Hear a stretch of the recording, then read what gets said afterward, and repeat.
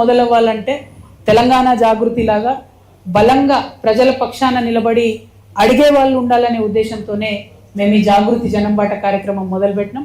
ఈ జనంబాటలో మేము ఒకటే అంశం చేస్తున్నాం, సమస్యల దగ్గరికి వెళ్తున్నాం, ప్రజల దగ్గర నుండి సమస్యలు తెలుసుకుంటున్నాం, దాన్ని ప్రభుత్వం దృష్టికి తీసుకొస్తున్నాం, తద్వారా దాన్ని పరిష్కరించేటటువంటి ప్రయత్నం చేస్తూ ఉన్నాం. ఇది అది అని కాదు, ఏ రంగంలో అయినా మేము ప్రయత్నం చేస్తున్నాం. అందుకే ప్రతి జిల్లాకు 2 రోజులు ఉంటున్నాం. నిన్న చాలా సమస్యలు విన్నాం. ఇలా పొద్దున కూడా ఇక్కడికి వచ్చేటప్పుడు నేను పాల రైతులతో మాట్లాడి రావడం జరిగింది. నిజంగా కూడా హైదరాబాద్లో ఉండే మాకు తెలుసు, పాలు పిల్లలకు పట్టాలన్నా మనం తాగాలన్నా చాలా టెన్షన్ అవుతుంది, దేంట్లో ఏ మందు కలిపినరో తెలియనటువంటి పరిస్థితి ఉన్నది. సో పాల రైతులకు మంచి సపోర్ట్ ఇవ్వాల్సినటువంటి అవసరం ఉన్నది.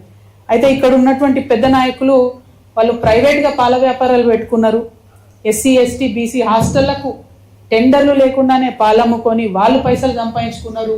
హరీష్ రావు గారు, వారి ఫ్యామిలీ, వారి సతీమణి అందరూ. కానీ మరి పాల రైతులకు మాత్రం లాభం జరగలేదు.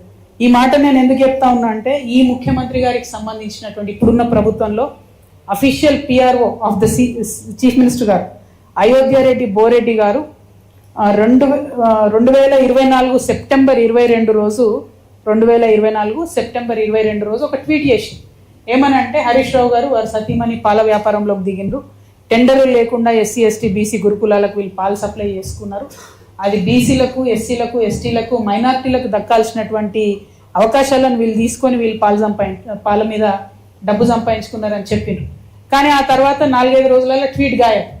అంటే ఇంత అవినీతి ప్రస్ఫుటంగా కనబడుతున్నా ప్రతి జిల్లాలో, నేను నల్గొండలో చెప్పిన, వరంగల్లో చెప్పిన, ఆదిలాబాద్లో చెప్పిన, ఇప్పుడు మెదక్లో చెప్తున్నా, హరీష్ రావు గారి బినామీలు, వారి కంపెనీలు, వారి దందాలు.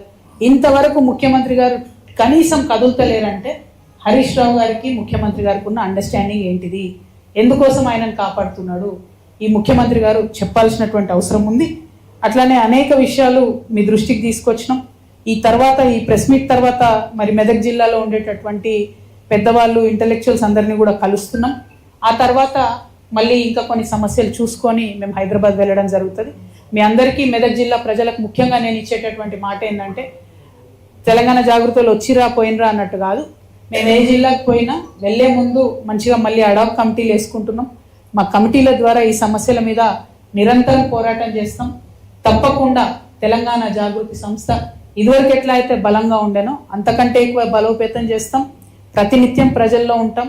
ఈ రాష్ట్రంలో ఒక ప్రశ్నించే శక్తిగా, ప్రజల యొక్క వజ్రాయుధంగా తెలంగాణ జాగృతి మారుతుంది రాబోయే కాలంలో అని స్పష్టం చేస్తూ మీ అందరికీ ధన్యవాదాలు తెలియజేస్తా ఉన్నాను. Thank you. జై తెలంగాణ, జై జాగృతి.